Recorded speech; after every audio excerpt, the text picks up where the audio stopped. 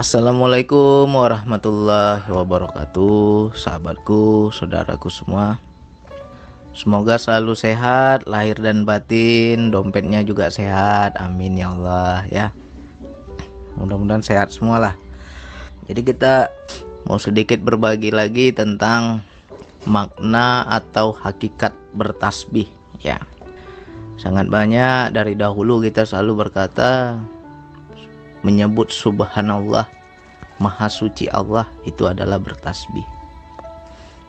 Tetapi jika kita kaitkan dengan Al-Quran, di Quran surat Al-Isra ayat 44, di situ dijelaskan langit yang tujuh ya, langit yang tujuh, bumi dan semua yang ada di dalamnya bertasbih kepada Allah.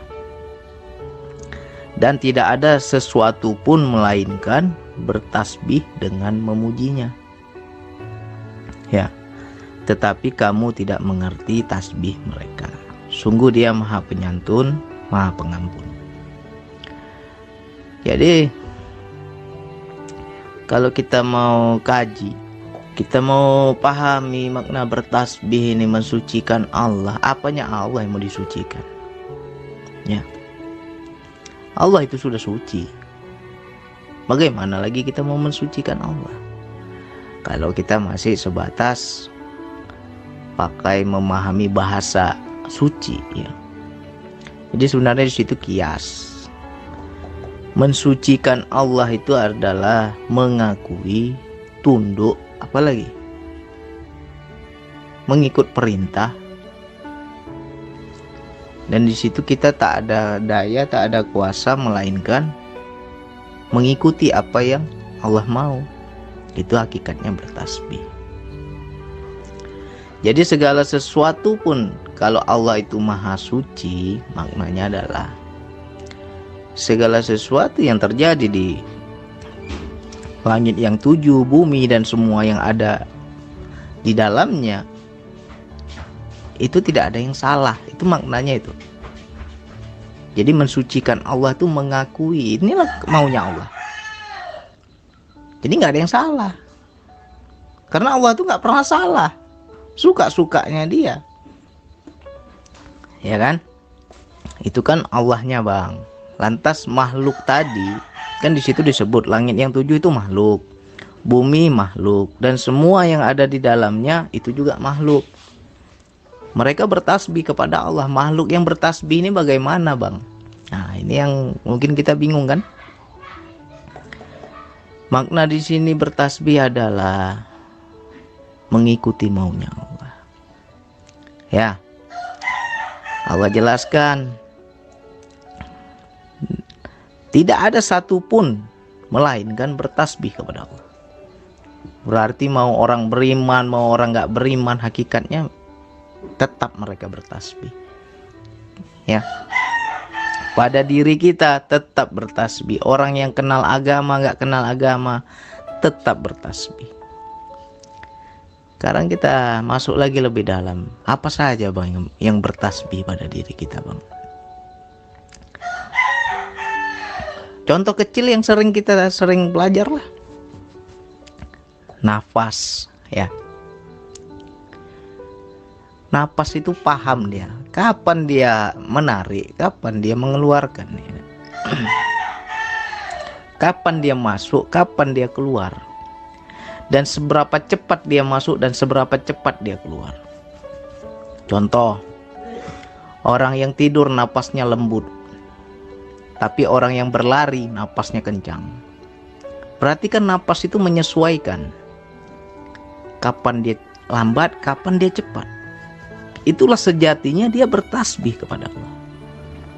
Ya. Apalagi ketika kita tidur, aku nggak merasa bernapas, Bang, tapi napasku jalan sendiri. Aku nggak ingat lagi napasku. Nah, siapa yang bernapas itu? Itulah hakikatnya napas itu bertasbih kepada Allah. Ya, itu contoh napas. Contoh yang lain. Coba kita ingat-ingat, dalam sehari semalam berapa kali kita istilahnya mengelipkan mata. Ya. Berapa kali kita mengelipkan mata? Pernah nggak kita berpikir kita kapan tutup mata, kapan buka mata, kapan tutup mata, kapan buka mata? Nggak pernah kita pikirkan. Tapi siapa yang mengatur itu semua? Ya. Itulah hakikatnya. Mata ini juga sebenarnya, kelopak mata kita ini bekerja dia, mengikuti apa maunya Allah. Itulah yang dibilang bertasbih. Andai kata dia tidak bertasbih kepada Allah, kita nggak bisa tidur kita ini, betul? Nggak mau dia tutup mata. Tapi karena dia bertasbih kepada Allah, bisa kita tidur. Ya kan?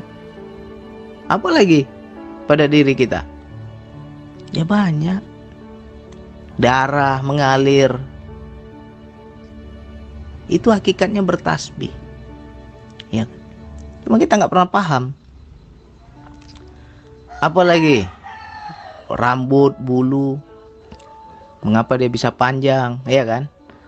Mengapa rambut kita bisa panjang tapi bulu mata kita nggak panjang-panjang, segitu-gitu aja dari lahir, segitu-gitu aja, nggak panjang-panjang bulu mata ini. Andai kata bulu mata ini dia tidak bertasbih kepada Allah, panjang dia. Tapi karena dia bertasbih, dia manut, dia nurut apa yang dikehendaki Allah. Ya segitu-gitu aja dia panjangnya. Ya kan? Begitu juga alis kita. Kenapa segitu-gitu aja? Nah, itulah hakikat bertasbih. Jadi apapun yang terjadi di alam semesta ini sudah ada yang ngatur. Satu. Yang kedua, ya mereka tunduk kepada Allah. Ada ayat yang lain yang mirip-mirip ini. Langit dan bumi tunduk kepada Allah baik dengan sukarela maupun dengan terpaksa. Ya.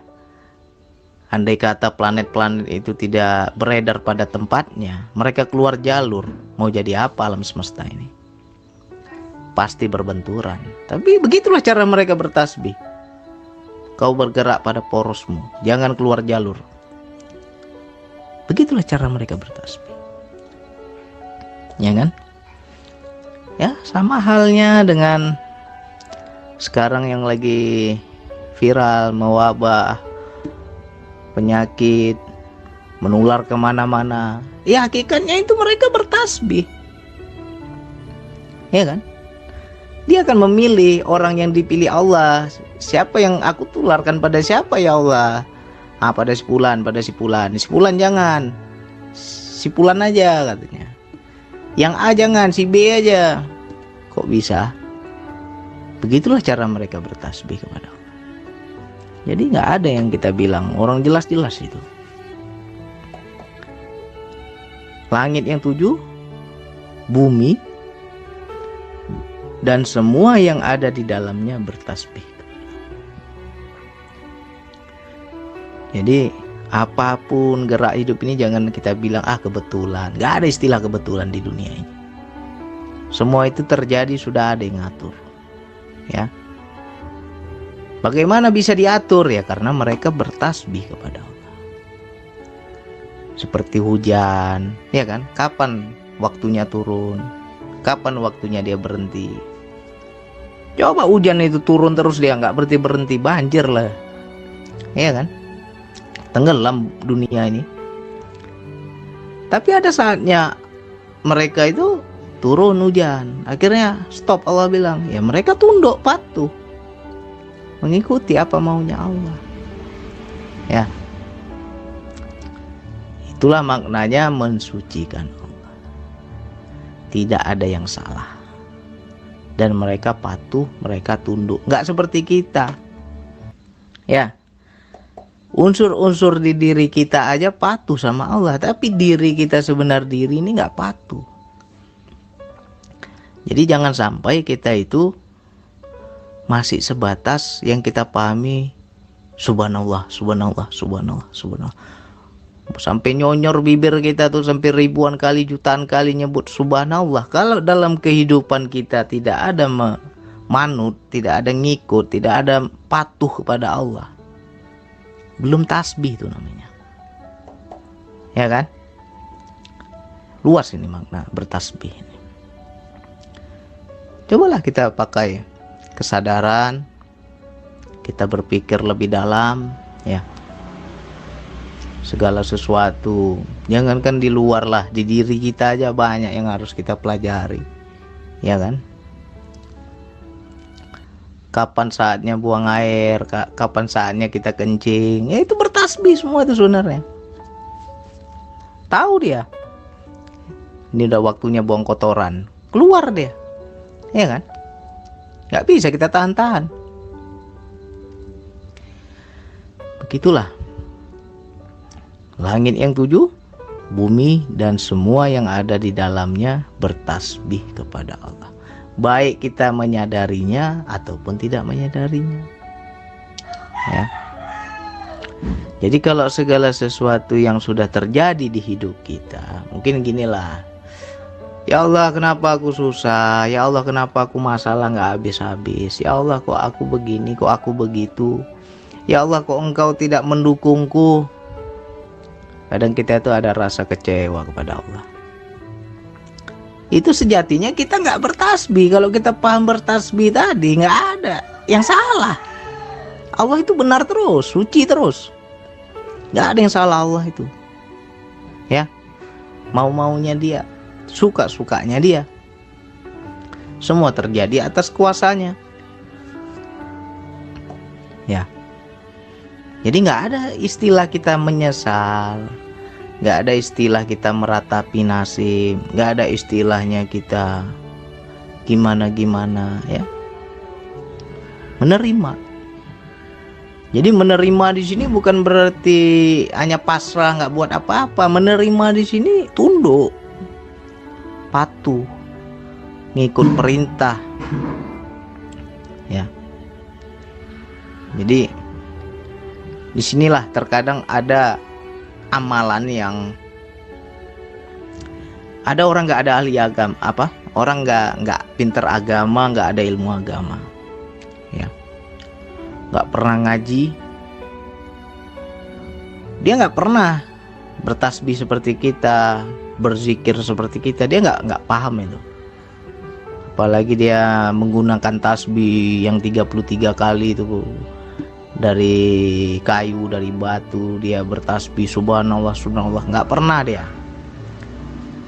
Tapi kelak di akhirat dia dianggap sebagai orang yang berzikir, karena zikirnya sudah dalam perbuatan, bukan hanya lagi sebatas ucapan, bukan sebatas sebutan, tapi dalam perbuatan tingkah laku, ya kan? Ketemu dia sama orang susah, dia lihat, wah ini orang susah, nampaknya butuh pertolongan, tergerak hatinya menolong, dia ikuti dorongan hatinya, seolah-olah ada yang nyuruh ini, tolong si Fulan. Itulah sejatinya bertasbih, ya, manut, ngikut. Jadi dia bukan lagi dengan ucapan, tapi sudah dengan perbuatan. Begitu pula alam semesta ini semuanya bertasbih, ada yang ngatur, ya. Jelas kok ayatnya. Baik suka rela maupun dengan terpaksa tunduk kepada Allah. Jadi hakikatnya ya kita nggak bisa apa-apa lah kita ini, ya. Ibarat wayang hanya digerakkan oleh sang dalang, nggak bisa apa-apa. Nah, kalau yang suka rela enak, kalau yang terpaksa ini yang sakit. Makanya jangan sampai kita terpaksa. Kalau udah disuruh cepat lakukan, udah lakukan. Karena kalau kita nggak mengikuti, kita akan melakukan dengan cara terpaksa. Itu yang lebih sakit, ya. Contoh ya, contoh.